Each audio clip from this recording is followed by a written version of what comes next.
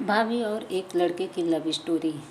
यह love story मेरी भाभी की है जो आगरा में रहती थी। शादी के बाद जब मैं उनसे पहली बार मिला तभी घुल मिल गया। तब उन्होंने मुझे अपनी लव स्टोरी के बारे में बताया। मेरी भाभी का नाम तान्या है। यह 2018 की बात है। जब वह गोवा में थी तो घर पर नौ देवी की पूजा हो रही थी। उस समय एक लड़का वहां आया और भाभी के जस्ट सामने बैठ गया और उन्हें देखने लगा।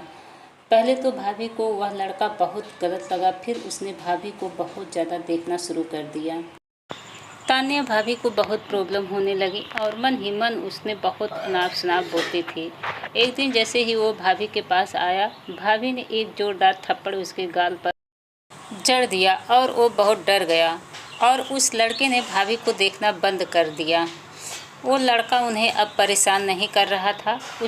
उसने उनकी गली में आना भी बंद कर दिया था। तब भाभी को बहुत परेशानी होने लगी थी क्योंकि वो लड़के को परेशान करने की आदी हो गई थी। अब उसे याद करने लगी पर वो लड़का उन्हें कहीं नहीं दिखा। जिस दिन भाभी की छोटी बहन का जन्मदिन था उसी दिन सभी मस्ती कर रहे थे। भाभी भी ऑलमोस्ट उसे भुलाने वाली थी, लेकिन उसी दिन वो लड़का फिर आ गया और आते ही उसने भाभी को हाय कहा। इस बार भाभी कुछ नहीं कहते हुए उसे हाय का जवाब दिया। इसी से वो लड़का समझ गया कि कुछ तो बात है। फिर मेरी भाभी के भैया आए और बोले, अरे अमन, तू यहाँ क्या कर रहा है? चल बर्थडे में थोड़ी हेल्प कर। तो वह लड़का हेल्प करने लग गया। तो उसने एक लाइट लेकर घर पर चढ़ गया और मेरी भाभी भी ने उससे कहा, गिर जाओगे। तो उसने कहा, तुम हो तो सही मुझे संभालने के लिए।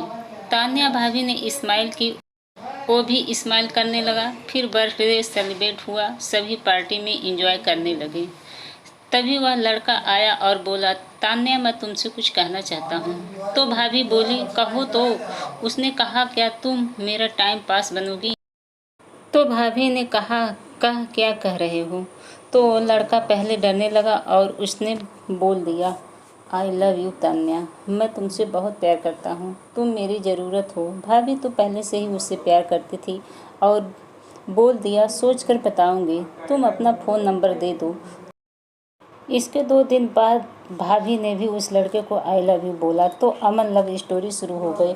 आफ्टर 6 मंथ भाभी कि आफ्टर 6 तय हो गई और वो लड़का दोनों अलग हो गए।